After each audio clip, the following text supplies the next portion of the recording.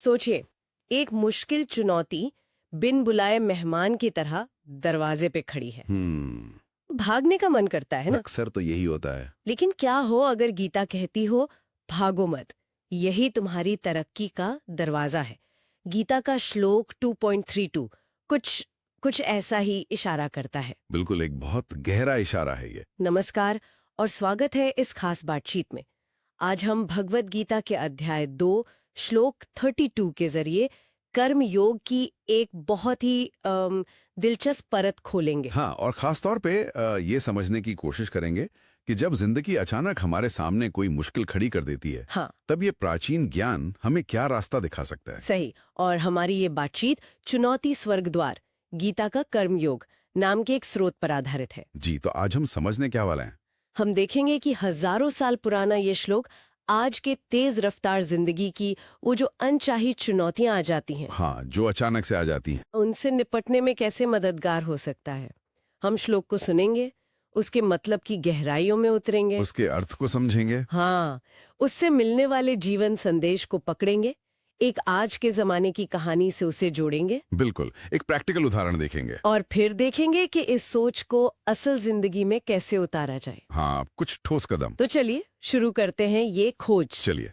सबसे पहले वो मूल श्लोक सुनते हैं संस्कृत में। यदृच्छया चोपपन्नम स्वर्ग द्वारम अपावृतम सुखिना क्षत्रियः पार्थ लभन्ते युद्धमी दृशम। 2.32। जी, और अगर इसे सरल हिंदी में कहें तो मतलब कुछ यूं निकलता है।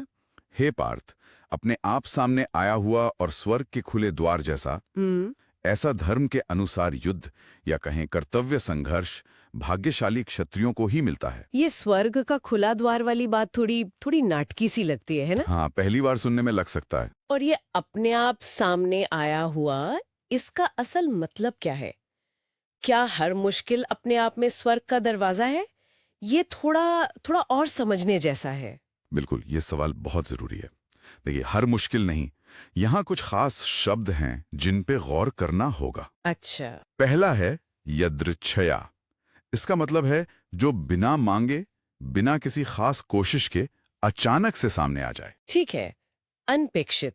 हाँ, अनपेक्षित। ये उन बिन बुलाई परिस्थितियों की ओर इशारा करता है जिनसे हम शायद बचना चाहते हैं, लेकिन वो आ ही जाती हैं। अच्छा, तो मतलब प्लानिंग करके मुश्किल मोल लेना नहीं, बल्कि वो जो अचानक आ पड़ी हैं। ठीक बिल्कुल। है। और ये स्वर्ग द्वारम पावृतम, स्वर्ग का खुला दरवाजा, इसका क्या मतलब? कहीं वो मरने के बाद वाले स्वर्ग की बात तो नहीं हो रही? नहीं नहीं, बिल्कुल नहीं। यहाँ स्वर्ग का मतलब वो पारंपरिक स्वर्गलोक नहीं है। अच्छा। गीता में और भारतीय दर्शन में स्वर्ग अक्सर एक ऊंची अवस्था, उन्नति, विकास, मतलब प्रोग्रेस। हाँ, प्रोग्रेस और धर्म का पालन करने से मिलने वाले पुण्य और कल्याण का प्रतीक होता है। तो स्वर्ग द्वारम पावृकम का मतलब है एक ऐसा अवसर जो आपकी आत्मिक, नैतिक या कह ले प्रोफेशनल उन्नति का रास्ता खोल दे। हम्म। एक ऐसा दरवाजा जो आपको बेहतर बना सकता है। ये दिलचस्प है। तो अचानक आई हुई मुश्किल जो असल में उन्नति का दरवाजा खोल सकती है। एग्जैक्टली। लेकिन ये किसके लिए? श्लोक में क्षत्रिय शब्द का जिक्र है। क्या ये सिर्फ योद्धाओं या सैनिकों के लिए है? ये एक आम सवाल है और बहुत वाजिब भी। देखिए, उस समय के संदर्भ में जब ये कुरुक्षेत्र में कहा गया तो सीधे तौर पर अर्जुन जैसे योद्धा के लिए था। हाँ, उस वक्त तो वही कॉन्टेक्स्ट था। लेकिन गीता का संदेश जो है वो सार्वभौमिक है, यूनिवर्सल है। यहाँ क्षत्रिय का व्यापक अर्थ लेना चाहिए। अच्छा, व्यापक अर्थ मतलब क्षत्रिय वो है जिसका स्वभाव या कर्तव्य रक्षा करना, नेतृत्व करना, अन्याय के खिलाफ खड़ा होना और जिम्मेदारी निभाना है। ओके। आज के संदर्भ में ये कोई भी हो सकता है। एक डॉक्टर जो महामारी का सामना कर रहा है, हाँ। एक इंजीनियर जो कोई बड़ा सिस्टम फेलियर ठीक कर रहा है, एक मैनेजर जो मुश्किल प्रोजेक्ट संभाल रहा है, या कोई भी व्यक्ति जो अपने कार्यक्षेत्र में किसी बड़ी नैतिक या अमली चुनौती का सामना कर रहा है। ये हर उस कर्तव्यनिष्ठ व्यक्ति की बात है जो जिम्मेदार है। तो मतलब क्षत्रिय यहाँ एक मानसिकता है, एक भूमिका है, जिम्मेदारी लेने वाले की भूमिका, बिल्कुल सही। एक रोल, एक माइंडसेट। और श्लोक कहता है सुखिनः क्षत्रियः। ऐसे क्षत्रिय सुखी होते हैं ये थोड़ा अजीब नहीं लगता? हाँ, मुश्किल का सामना करने में सुख कैसे? ज्यादातर लोग तो मुश्किलों से बचकर ही सुखी होना चाहते हैं। यही गीता का नजरिया पारंपरिक सोच से थोड़ा अलग हो जाता है। अच्छा, कैसे? यहाँ सुख का मतलब वो आराम या मौज मस्ती वाला सुख नहीं है। ये वो गहरी संतुष्टि है, वो सैटिस्फैक्शन है। हाँ, अंदरूनी। हाँ, अंदरूनी, जो अपना कर्तव्य निभाने से, चुनौती का सामना करने से और सही काम करने से मिलती है। जब कोई जिम्मेदार व्यक्ति देखता है कि उसके सामने एक ऐसी चुनौती है जो सही है, न्यायपूर्ण है और उसके कर्तव्य के दायरे में आती है, हाँ, तो उसे स्वीकार करने में उसे एक तरह का आत्मगौरव और संतोष महसूस होता है। भाग जाने में शायद तात्कालिक आराम मिले। हाँ, टेम्पररी रिलीफ। बिल्कुल, लेकिन लंबे समय का संतोष, वो डीप सेटिस्फैक्शन कर्तव्य निभाने में ही है। ये बात गहरी है।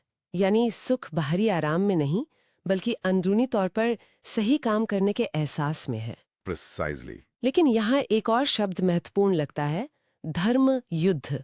आपने अनुवाद में कहा धर्म के अनुसार युद्ध या कर्तव्य संघर्ष। इसका क्या मतलब है? क्या हर संघर्ष धर्म युद्ध होता है? नहीं, बिल्कुल नहीं।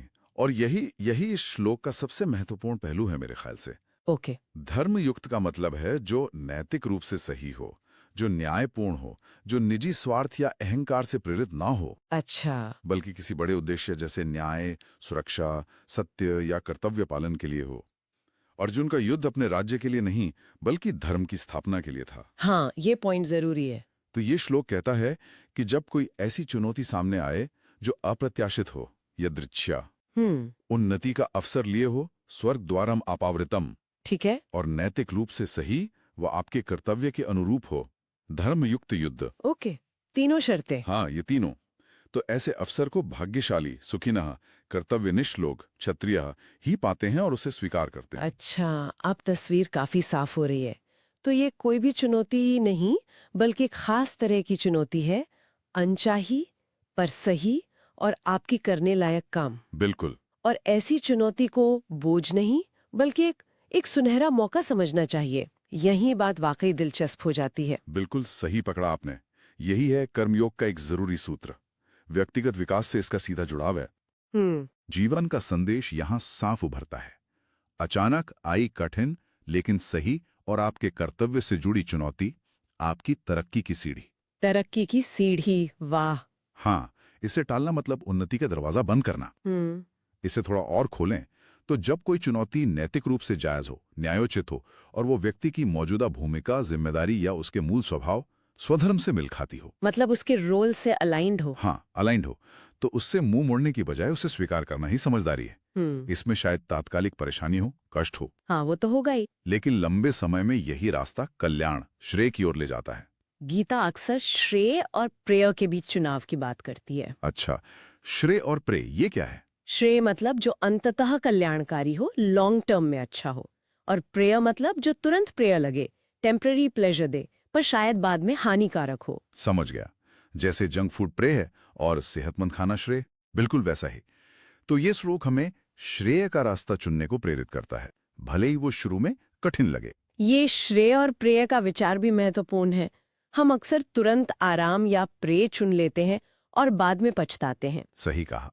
लेकिन ये सब सुनने में तो अच्छा लगता है, पर आजकल की भागदौड़ वाली जिंदगी में, ऑफिस के प्रेशर में, ये सब कैसे लागू होता है?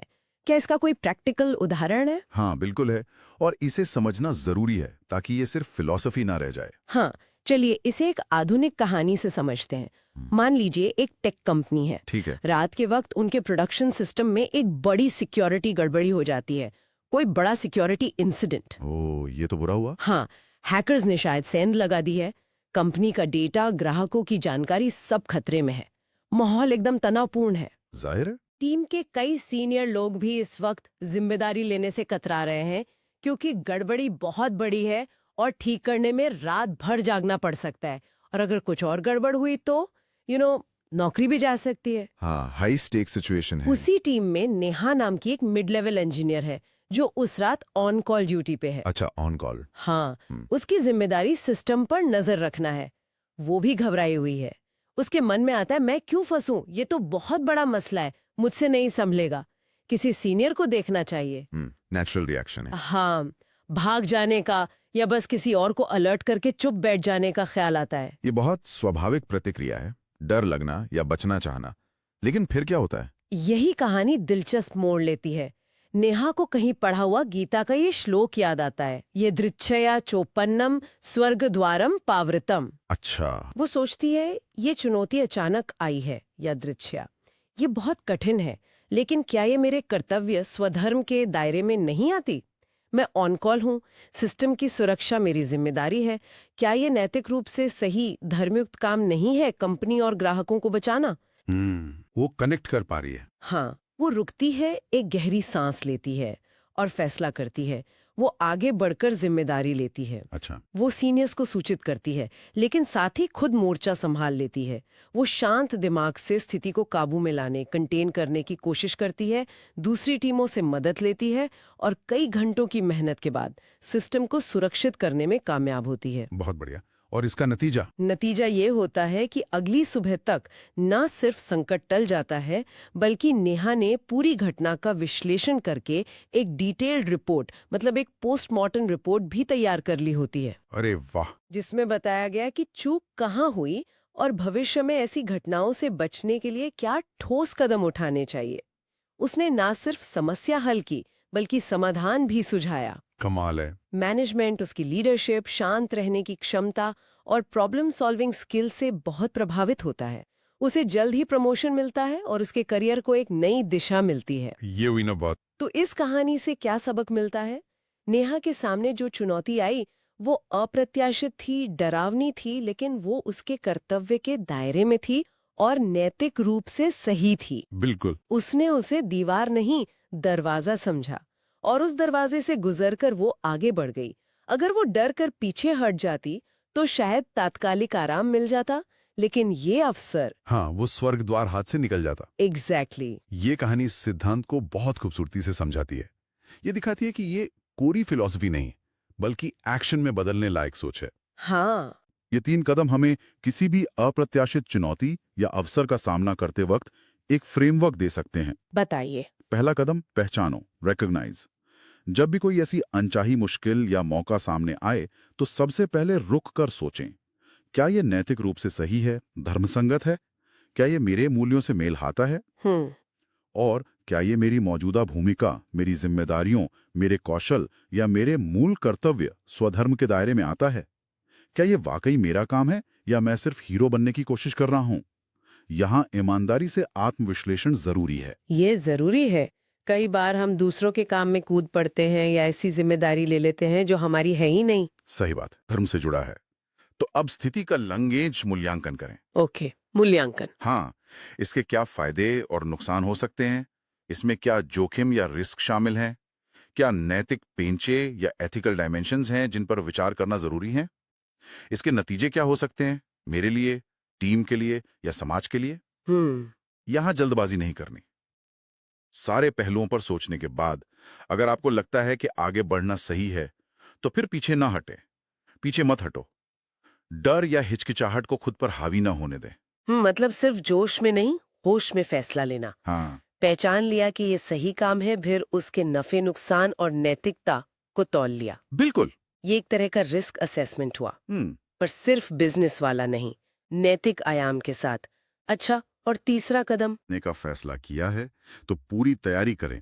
तैयारी करो, जरूरी जानकारी जुटाएं, संसाधन इकट्ठा करें, प्लान बनाएं, फिर पूरी जिम्मेदारी लें, जिम्मेदारी लो और काम को अंजाम दें, निष्पादन करो। एग्जीक्यूट करें। हाँ, एग्जीक्यूट करें। इसमें पूरी लगन और निष्ठा दिखाएं। लेकिन काम खत्म होने पर बात खत्म नहीं होती। अच्छा? बाद में समय निकालकर सोचें, इस पूरे अनुभव से क्या सीखा, क्या अच्छा हुआ, क्या बेहतर हो सकता था। इन सीखों को कहीं लिख लें या याद रखें ताकि भविष्य में आप और बेहतर तरीके से ऐसी स्थितियों का सामना कर सकें। पहचानो, आंखों, प्रतिक्रिया दो, रेकग्नाइज, रेकन, रिस्पॉन्ड। ये तो काफी सीधा और याद रखने लायक फ्रेमवर्क लगता है। हाँ, और अगर हम इससे बड़ी तस्वीर से जोड़ें तो ये समझना बहुत जरूरी है कि ये किसी भी मुसीबत में आग बंद करके कूद पड़ने का उपदेश नहीं है।